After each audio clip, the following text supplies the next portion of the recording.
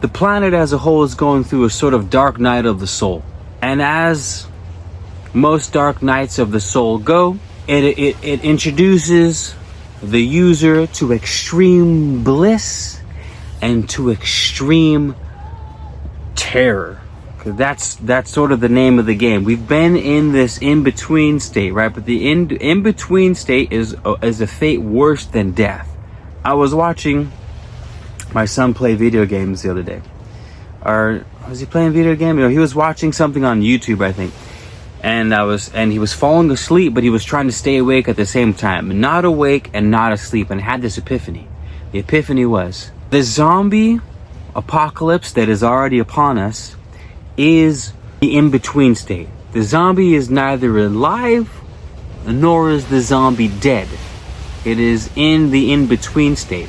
Asleep is a beautiful place to be, because being asleep, the body repairs itself.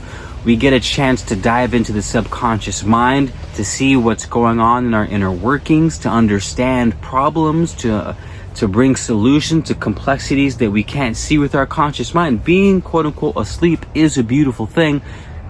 What's not beautiful is being trapped in between. And I saw that. I saw what was happening. It's easy to see in small children immediate effects of the world, because they're so small, they take everything in so dramatically. It's instant. It's an instant feedback for the workings of a mechanism. And this mechanism, TV, media, Medea, the goddess of illusion, is where we get media from.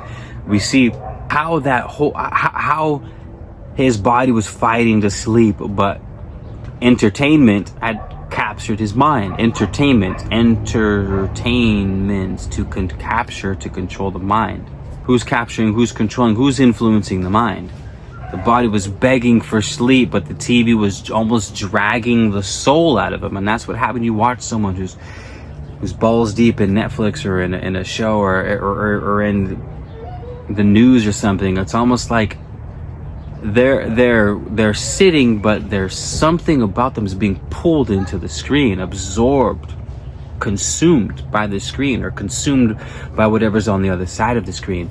And it puts society in the in-between space. So we're neither active nor passive, right? Because we can do one or the other. You can't be in between. And if you are in between, the energy builds up, and the majority of humans are caught in between. They're not necessarily asleep. They're not dreaming.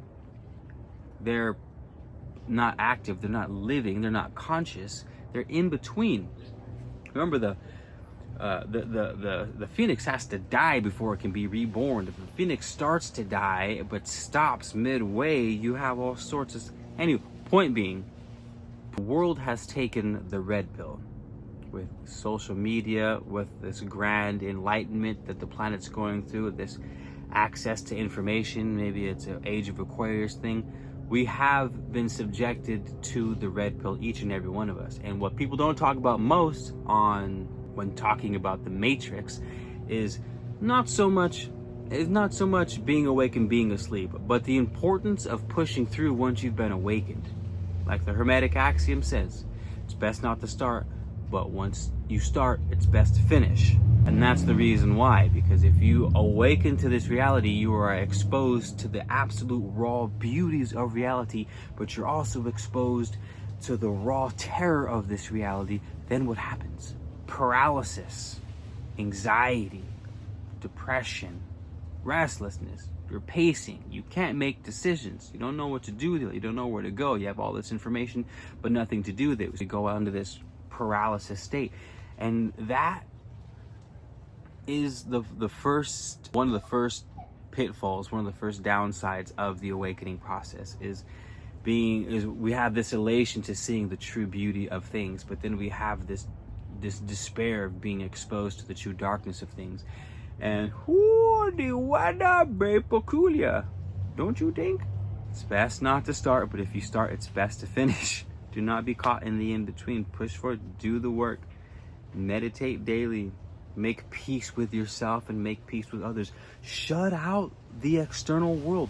Shut it out. Don't try to save the world. Don't try to be Superman. Don't try to be the bleeding heart. You ever hear that phrase sometimes? Hey, don't be a hero.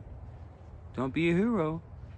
Maybe it's a millennial thing. Maybe the millennial age, we've sort of, everyone wants to save the world, not knowing that saving yourself is saving the world. The world, after all, is it not made of a whole bunch of individuals?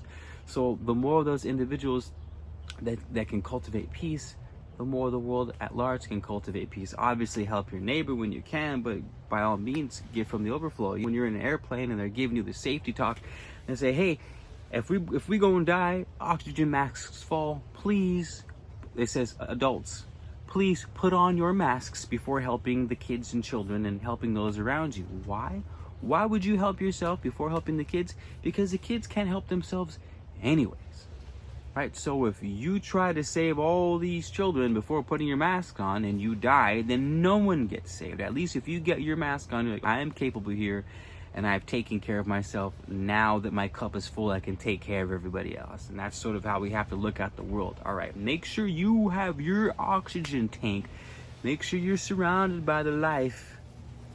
Make sure you're surrounded by the green, by the sustenance, by the thing that feeds your soul, by the life, by the nurturing, by Mama Earth, by Gaia, baby. Make sure you're doing all these things proper so that you have yourself taken care of. You have your family taken care of.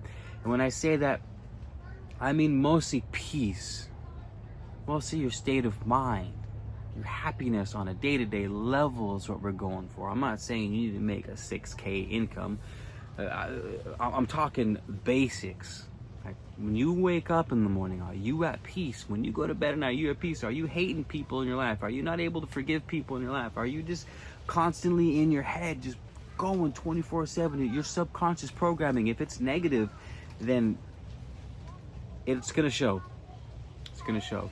Stay up, stay positive. Cultivate your garden, cultivate that inner peace. Please, if you have awakened, go forward. Do not slip on your meditation. Do not slip on your spiritual practices. We sort of have, but it's not really a slip. It's more like when the soldier trains, the boots are shined, the hair's cut, the face is trimmed, everything's good to go. But when you get to the trenches, you got trench foot, you're muddy, your clothes are dirty, you stink, your beard's growing, you're patchy all over the. You use all the tools when you were building them in your spiritual practices. Now you've taken the red pill. Now you've seen the truth. Now you're exposed to darkness. Now you're exposed to light, real, authentic darkness, real, authentic light. And you have to be able to act accordingly. Daddy. Good luck. Daddy. Yes, love. Say hi. Daddy. I'll see you guys in the next video. Daddy.